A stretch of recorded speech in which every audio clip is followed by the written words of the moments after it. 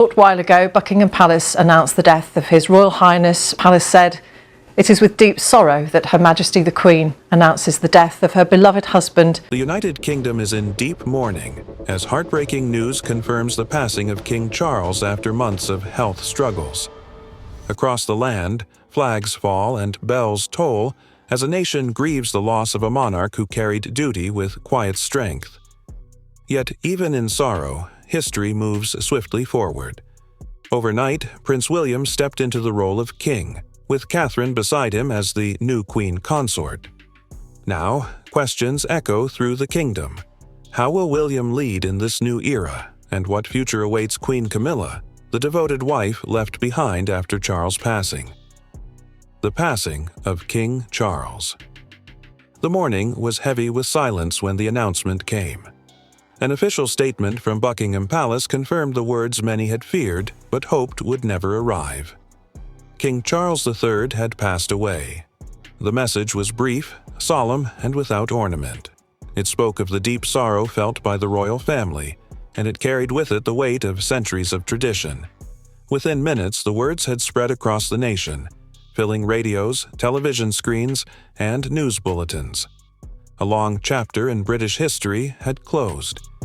For months, the king's health had been under close watch. Reports of medical treatments and hospital visits had made headlines, and though he often appeared in public with a quiet smile, there was always a shadow in the background. His struggles had been no secret. He faced them with calm dignity, carrying out engagements even when his strength seemed to falter. His resilience had comforted those who loved him, and his presence at events reassured the public that he was still their guiding figure. Yet, behind the palace walls, his declining condition was known to be serious. Each outing, each wave to the crowd, felt like a gift given despite the pain. The news of his passing swept through the United Kingdom like a cold wind. Flags were lowered at half-mast, their slow descent a symbol of collective grief. Bells tolled in cathedrals and parish churches, the somber notes echoing across towns and cities. People paused in markets, schools, and offices, bowing their heads in silence. Some wept openly, while others stood in stunned quiet, unable to find words. For many, King Charles had been a constant presence, a familiar figure who had grown older before their eyes. His reign had been shorter than his mother's, but his years of service, even before the crown, had been long and devoted. Tributes began to pour in almost instantly. Outside Buckingham Palace, flowers appeared at the gates, their colors bright against the gray stone. Messages written in careful handwriting were tucked among the bouquets. Some were from children, others from those who remembered him as a young prince. They spoke of kindness, of his voice, of his love for nature, of the way he had carried himself with quiet grace. The air around the palace was filled with the murmur of crowds, a mixture of sorrow and respect. Political leaders stepped forward to honor his memory. The Prime Minister called him a man of unwavering duty, a figure who had worked tirelessly for his country even in his final months. Leaders from across the Commonwealth sent words of sympathy, acknowledging the bond he had tried to maintain between nations. From Australia to Canada, from the Caribbean to Africa, the news struck a deep chord. Charles had been more than a monarch. He had been a symbol of continuity in a changing world. The emotions of the people were layered with memories. Older generations remembered him as the Prince of Wales, standing beside his mother, Queen Elizabeth II, during great national events. Others recalled his speeches on the environment, spoken long before such issues became global concerns. His reign may have been short, but his voice had carried across decades. Even as tributes continued to flow, a quiet question began to rise among the people. What now? The monarchy, by its very nature, does not pause. With the passing of a king, another steps forward without delay. And though the mourning was heavy, the question lingered quietly in every corner of the nation.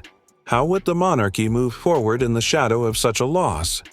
But before we dive into this, how did he live his life as royalty? A life of duty and devotion. From the moment of his birth, Charles carried a weight that few could ever imagine. As the eldest son of Queen Elizabeth II, his life was shaped by expectation. Every step, every gesture, was watched by millions who knew that one day he would inherit the crown.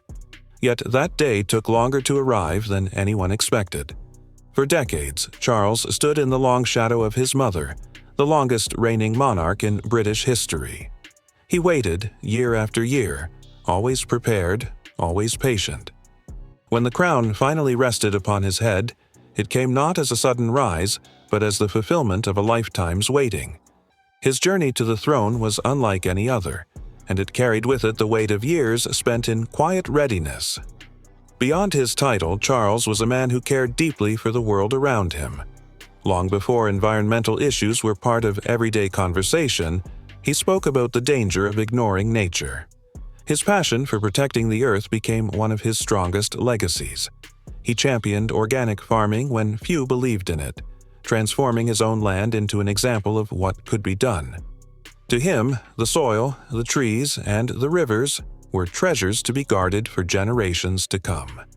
His voice often stirred debate, but it also inspired change.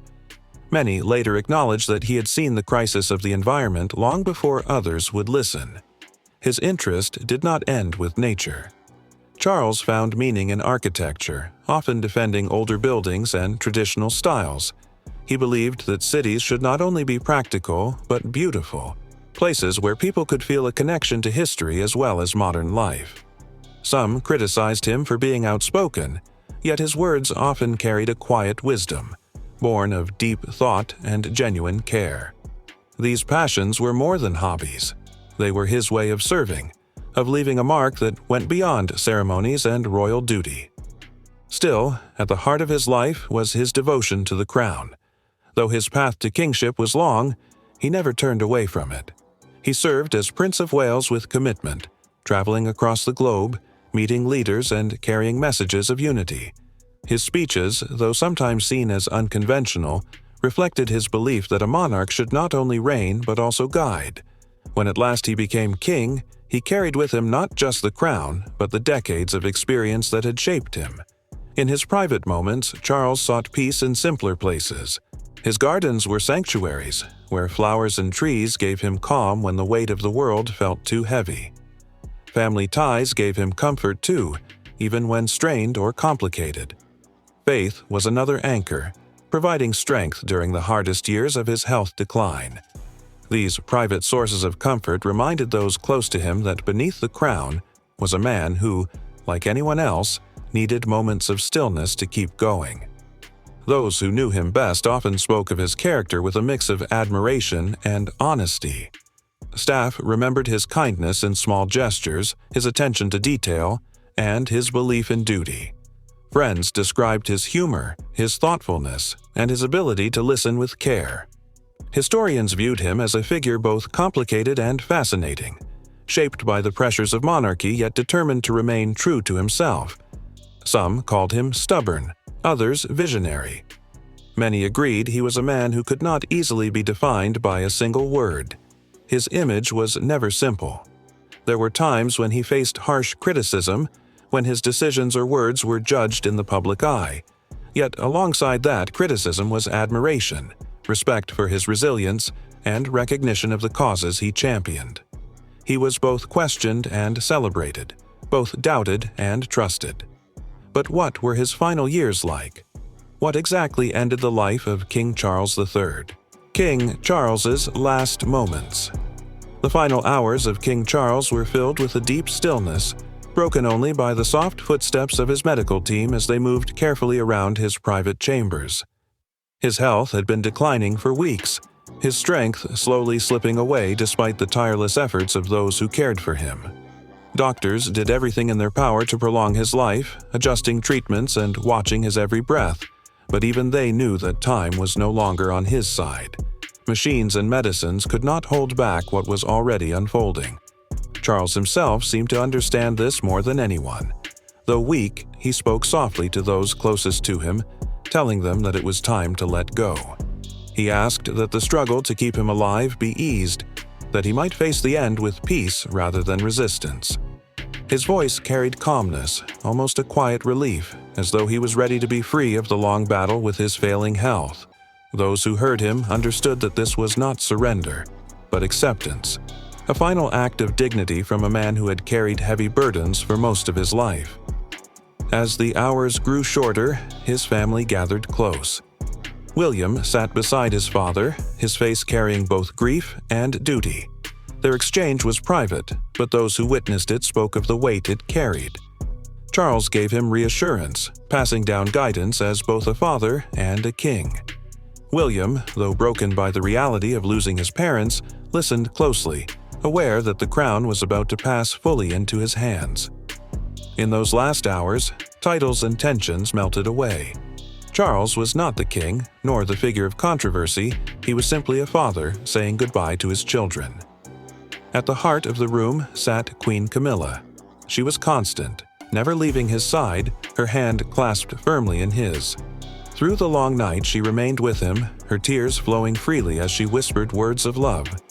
The reality that her husband had only hours left was almost unbearable, and yet she stayed, refusing to let him face those moments alone. Her grief was raw, her devotion unwavering. To those who saw her, she was not the queen consort, but a wife holding on to the man she loved, even as she felt him slipping away. The atmosphere in the room was heavy with both sorrow and tenderness. The doctors stepped back in the final hours, respecting his wishes to be allowed peace. The family filled the silence with quiet words, soft touches, and the simple comfort of presence. His breaths grew weaker, each one shallower than the last. The rhythm of life, once so steady, now faltered with the fragility of his body. Camilla leaned close, weeping as she spoke to him gently, reminding him he was loved. William sat nearby, his grief visible but quiet, their silence carrying more than words could say. The weight of history was there, but so too was the deeper weight of family. In that room, kingship mattered less than love. As dawn began to break, Charles's breathing slowed to a final, fragile rhythm. His eyes closed, his hand still resting in Camilla's, and with his family gathered close, he slipped away. His passing was gentle, without fear, without struggle. He left the world surrounded by love, his final hours marked not by grandeur but by intimacy. In those last moments, King Charles was not only a monarch but a husband, a father, and a man who had lived a long life under the watchful eyes of millions. But who took over immediately when King Charles took his last breath? William steps forward. When the life of a monarch ends, the next chapter of the crown begins without pause. The moment King Charles drew his final breath, the crown passed to his eldest son, William. It was not a choice, nor a matter of waiting, but a law written deep within the traditions of the monarchy. The rules of succession left no gaps. There could be no throne without a sovereign, no nation without a leader. As one era closed, another quietly opened in the same heartbeat. By law, the heir takes the title immediately. William became king at that very moment, even before the words were spoken aloud. The transformation was invisible yet absolute. To the outside world, the nation was still wrapped in mourning, but within the walls of the palace, the line of succession had already turned its course. The solemn weight of centuries rested on William's shoulders the instant his father's reign ended. In the hours that followed, preparations unfolded quickly. The Accession Council, an ancient body of statesmen, clergy, and officials, was called together with urgency. Their task was not to decide, but to declare. They gathered in St. James's Palace, the setting for generations of such moments. With papers signed and oaths taken, William was proclaimed the new monarch. The council's duty was to make public what the law had already made true. The United Kingdom now had King William V. The pace of events startled many. To the grieving, it seemed sudden, almost too swift. The crowning of William felt like it had happened overnight, and in truth, it had. Yet this speed was not born of haste, but of tradition. The monarchy depends on continuity. In times of sorrow, stability becomes a shield, and the new king's presence assures the people that the crown is secure. The ceremony, simple yet powerful, reminded the nation that while one life had ended, the institution endured. Confusion spread among some who did not fully understand the difference between accession and coronation. To them, it appeared as though William had been crowned in a single night. In truth, the accession is immediate, but the coronation, an ancient service filled with pageantry, would come later. The coronation is the visible celebration, but the accession is the quiet moment when power truly shifts. As the proclamations were read aloud in the heart of London and echoed across the Commonwealth, William prepared to address the nation for the first time as king. The grief for his father was still raw, yet duty left no room for delay. His voice carried both sorrow and strength as he spoke. He honored Charles as a father and as a sovereign, praising his life of service and devotion. Yet his words also looked to the future, promising to uphold the values of the crown and to serve the people with dedication. The moment was heavy with emotion, for it was both a farewell and a beginning. The reactions of the citizens were mixed. For many, the sorrow of losing Charles mingled with the relief of seeing William step forward. His presence brought a sense of stability on uncertain days. Some wept openly, touched by the weight of tradition unfolding before their eyes. Others expressed quiet hope, seeing in William a leader of a new generation. There was sadness, but also reassurance, a sense that the monarchy had moved through the storm and found its footing once more. So now, with Prince William as the new king, what now becomes of his wife, the Princess of Wales, Princess Catherine's new role as Queen Consort?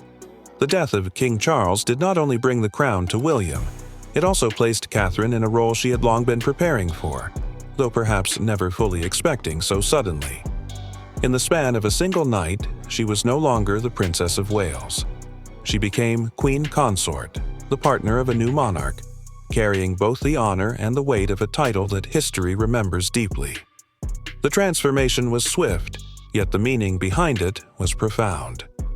This was a role once held by Camilla in recent years, and before her, by Elizabeth, whose quiet strength as consort to George VI had left its mark.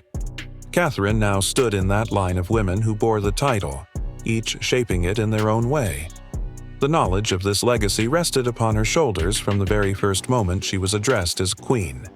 Her first public appearance after the announcement captured the solemnity of her new position. Dressed in mourning attire, her face composed yet heavy with sorrow, she walked beside William as the nation grieved. There were no grand words spoken, only the quiet language of presence. Every step was measured, every glance filled with both loss and duty. For many watching, it was not only the image of a wife mourning her father-in-law, but of a queen stepping forward to share in the sorrow of her people. Speculation soon turned to what her role would look like in the days to come. Catherine had always been seen as a modern royal, balancing life as a mother with the demands of public duty. Now, as queen, that balance would become even more delicate.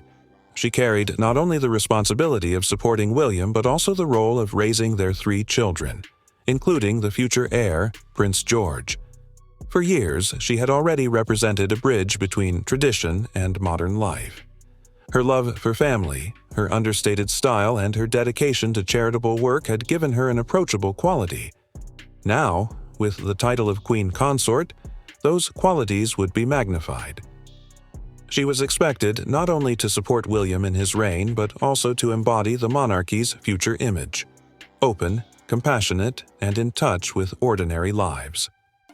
In the days following Charles's passing, Catherine's presence beside William spoke more than words could convey. She stood as both partner and queen, sharing his burden while offering comfort to the people. Her new role was not chosen by her but given through history's course, yet she accepted it with the same quiet dignity she had always shown. So now that someone else has taken the position of Queen Consort, what will become of Queen Camilla? From consort to Dowager Queen. The palace had grown quiet after the passing of King Charles, but within its walls, one figure carried the heaviest silence: Camilla. For decades, she had walked beside him, first in the shadows, then in the open light as his wife, and finally as Queen Consort. Now, with Charles gone, she entered a new chapter of her life, one shaped by grief and the solemn title of Queen Dowager. In the early hours after his death, those closest to the family described Camilla as deeply shaken yet composed. She had been at Charles's side during his final moments, holding his hand, whispering words only he could hear. When the stillness fell, she did not break down before the world. Her grief was private, locked within her heart, even as the reality of her new role began to unfold. Camilla's life changed overnight. No longer the queen consort of a reigning king, she became the Queen Dowager, a title steeped in history but far removed from power. It was a role that carried dignity but also distance, marking the end of her place at the center of the monarchy's daily life. For the first time in years, she stood not in front of the cameras but behind them, her presence quieter, her steps slower. The public, who had once held divided opinions about her, watched her carefully. Sympathy swelled as many reflected on the devotion she had shown to Charles. Tributes described her as his anchor, the steady companion who had walked with him through scandal, duty, and the long wait for the crown. Old wounds from the past were not forgotten, yet in that moment the image of a grieving widow softened the harsh judgments once cast upon her. There was much speculation about what her life would look like without Charles. Some wondered if she would remain at Clarence House or move to a quieter estate. Others questioned whether she would continue with public duties or fade from view, leaving the spotlight to the new king and queen consort.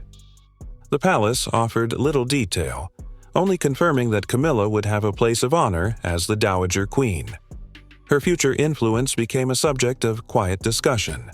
Without Charles, her voice within the monarchy's circle would naturally be lessened. Yet there were whispers that she might still serve as an advisor to William, sharing insights gained from her years by Charles's side. Whether this would happen openly or discreetly remained unknown, but the possibility lingered in the minds of those who followed royal life closely. Tributes poured in from friends and supporters who spoke of her loyalty to Charles. They described how she had steadied him during moments of doubt and how her presence had given him peace during his reign. To them, she was not just a queen, but the partner who gave Charles strength when the world weighed heavily on him. Still, questions remained. Would Camilla be able to move forward without the man who had defined so much of her public role? Would the shadows of the past, long tied to her name, return to haunt her now that she stood alone? The weight of history was not easy to escape, and Camilla's story had always been shaped by both affection and controversy. Her first appearance after Charles's passing revealed much about her state of mind. Dressed in black, her face pale but composed, she walked with quiet dignity. Observers noted how she avoided the spotlight, choosing instead to keep her steps measured, her expression calm.